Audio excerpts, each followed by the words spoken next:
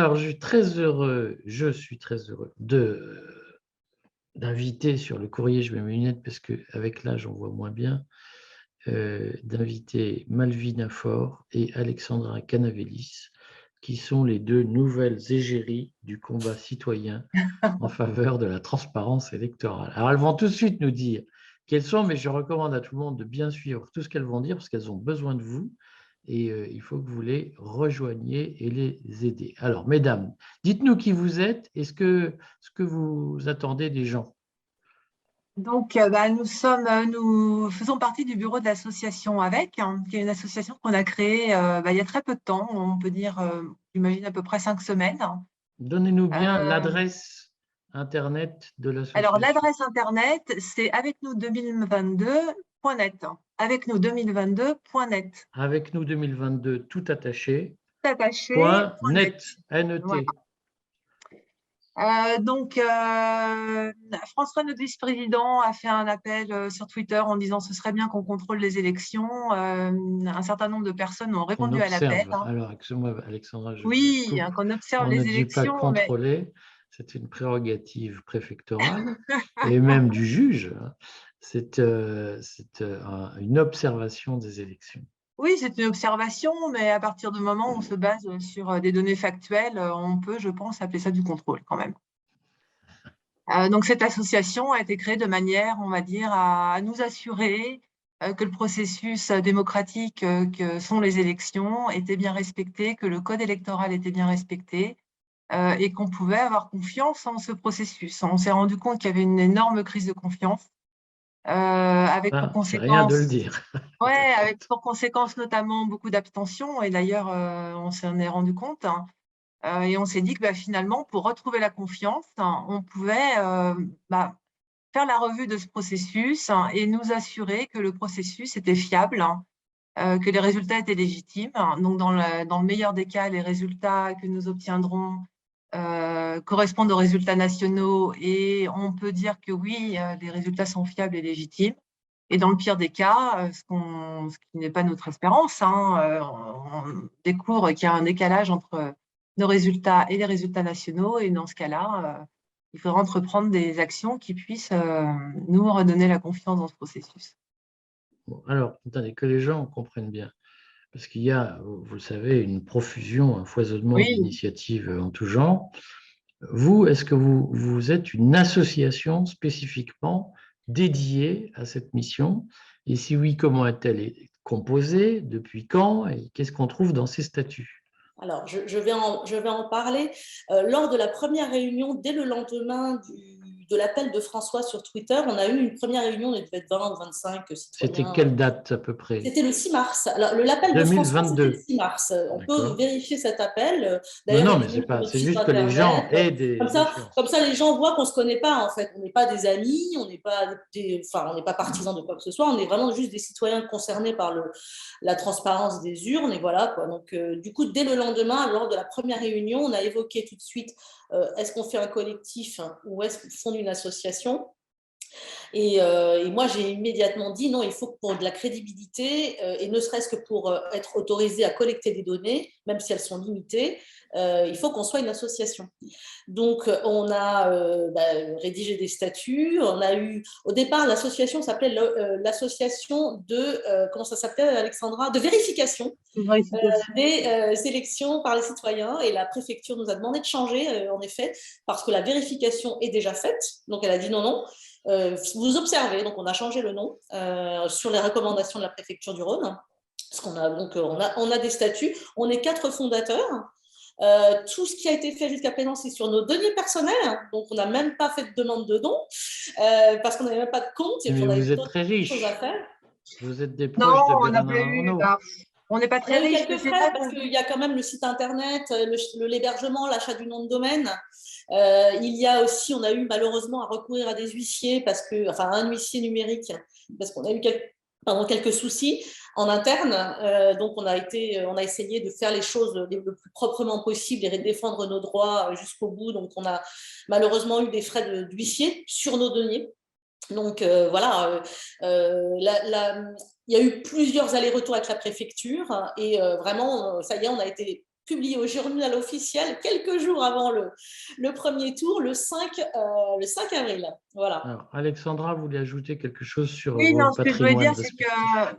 qu'on tenait en fait à rester indépendant jusqu'au bout. Donc, c'est vrai que le fait de commencer à être financé par des gens extérieurs et parfois même qu'on ne contrôle pas parce qu'on ne sait pas forcément qui donne, pour nous, c'était aussi peut-être commencer à ne plus être si indépendant. Donc, on va faire un appel aux dons et on va faire un appel aux adhésions.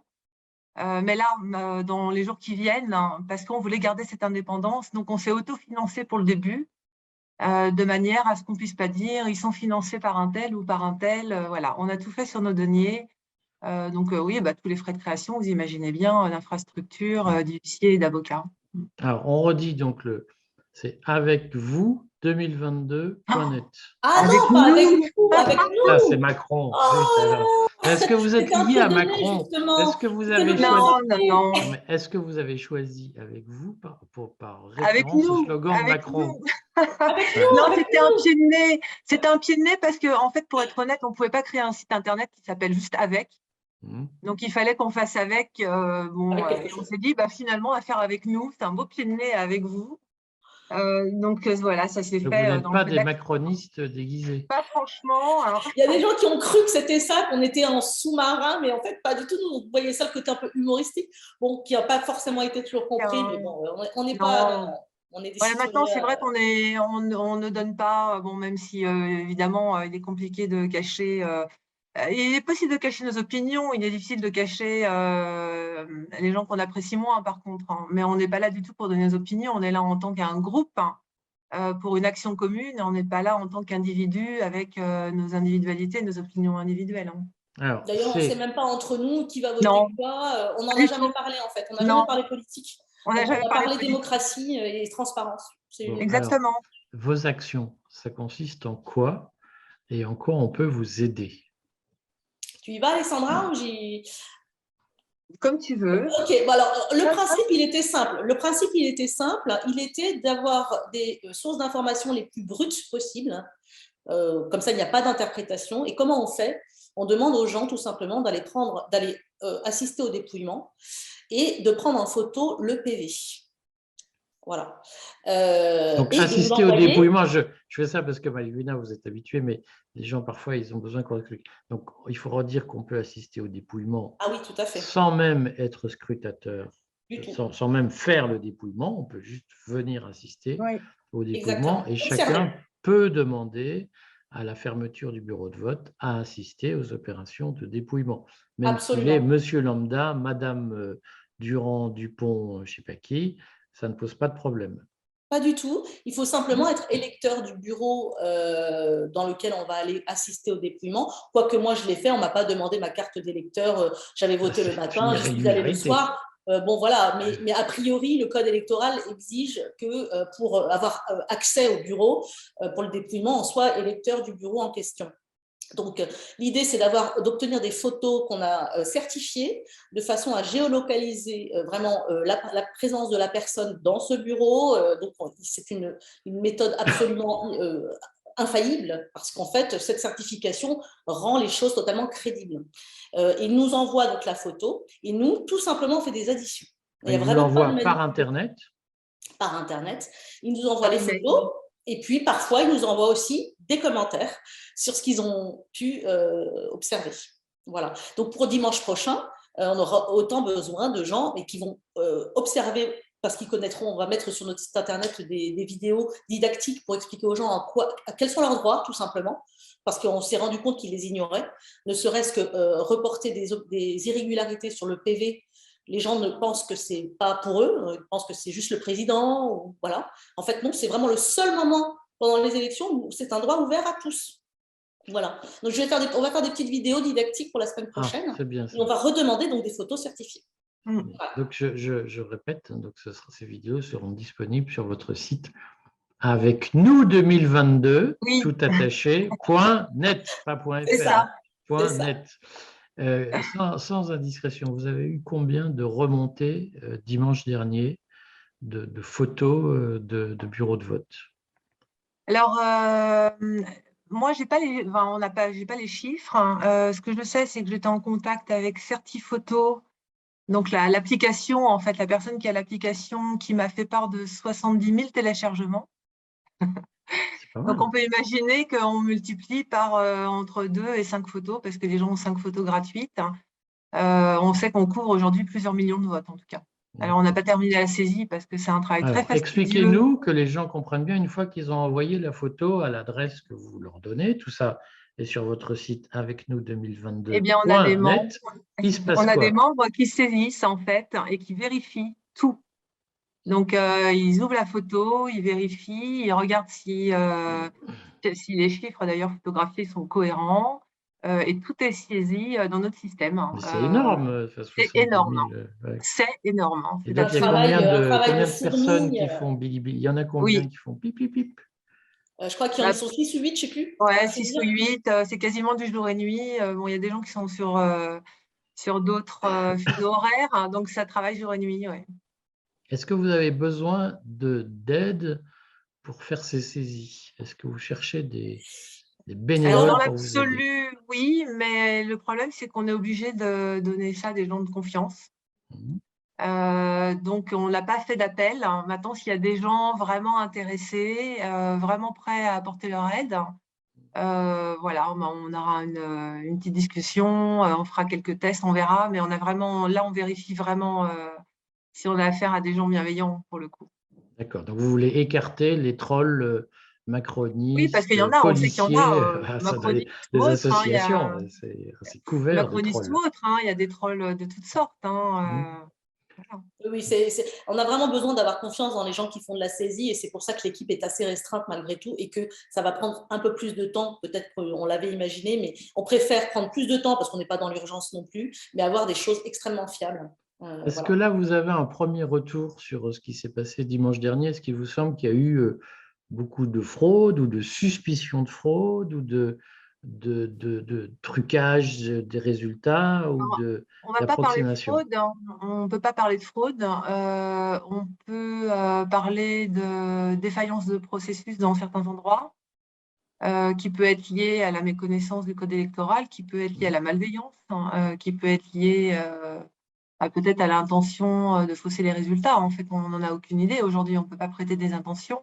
On sait qu'il y a des anomalies. On sait qu'il y a des Une gens. Alors, irrégularité, oui. expliquez-nous, parce que Oui, je voilà. ne sais pas si vous avez vu hier, le Conseil constitutionnel a publié sa décision et il a supprimé, enfin, il a retiré, annulé des opérations de vote dans un certain nombre de bureaux, notamment parce qu'il n'y avait pas d'assesseur, pas de président, pas de liste d'émargement, parce qu'on faisait signer avant de voter, etc. Vous, qu'est-ce que vous avez constaté comme anomalie? Bah, en vrac, des personnes qui n'étaient pas inscrites sur les listes électorales, hein, et qui ont Pas été bien ça. autorisées à voter, des personnes qui, au moment d'émarger, avaient déjà un émargement devant leur nom. Des bureaux de vote Euh, qui ont voulu faire, qui ont fermé quelques minutes avant le dépouillement, qui ont demandé aux gens de sortir pour préparer la salle. Voilà. voilà, le refus d'accès PV. au bureau de vote centralisateur, hein, le Et refus au d'accès PV au aussi. PV, le refus d'afficher. Des Euh, affichages déjà agrégés. Pas de détails par bureau de vote, ce qui n'est pas normal. Voilà. et On pas a un panel, oui, on a un de panel, hein. régularité. Mm. C'est assez varié. Bon, est-ce que, je comprends, mais en même temps, moi, j'ai été président de bureau de vote un certain nombre de fois. J'ai vu, moi, j'étais très rigoriste, mais c'est vrai que j'ai vu des présidents de bureau de vote très approximatifs. Il m'est arrivé de dépouiller quand je n'étais pas président de bureau de vote. J'ai vu des présidents de bureau de vote qui faisaient avec ce qu'ils avaient en tête, c'est-à-dire parfois pas grand-chose.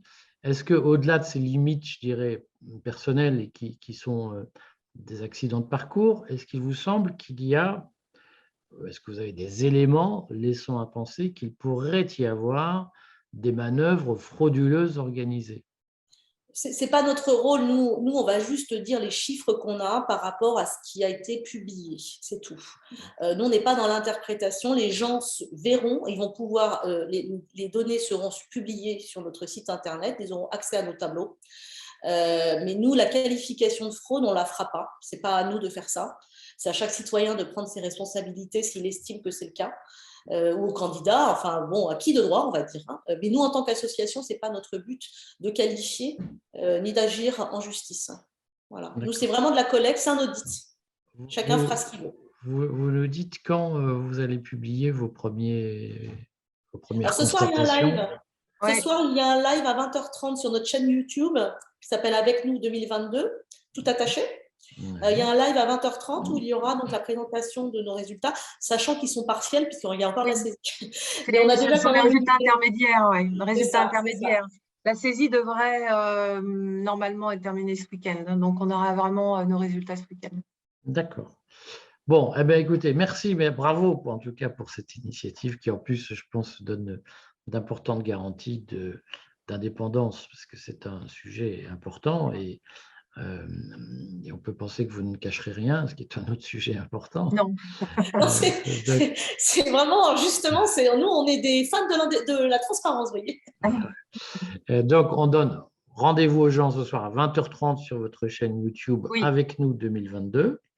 Et tous les candidats pour remonter les résultats, et je crois qu'il faut vraiment le faire en masse parce que c'est très bien que les citoyens qui souvent se plaignent, on ne peut rien faire, ils sont trop forts, tout est plié. Là, on voit qu'en réalité, c'est faux et il faut que les citoyens simplement s'organisent et se mettent les doigts dans la prise pour avancer. C'est très simple à faire. Hein. C'est très simple à faire. Hein.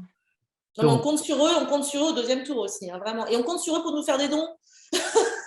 Parce qu'on est attaqué, là on est obligé de faire un dépôt de plainte parce qu'on a été attaqué, voilà, donc on est obligé de payer un avocat qui attend qu'on ait des sous pour lui payer ses honoraires. Expliquez-nous cette attaque.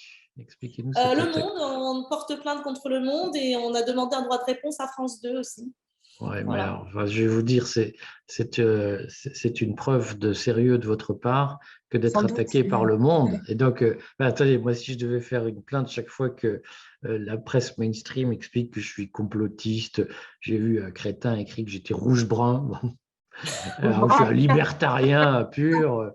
Vraiment, je déteste les rouges et je déteste les bruns. Donc, voilà. Donc, si je devais attaquer chaque fois que je suis fact-checké de façon débile, je viens au mois de mars dernier, j'avais annoncé que le pass sanitaire serait demandé dans tous les restaurants.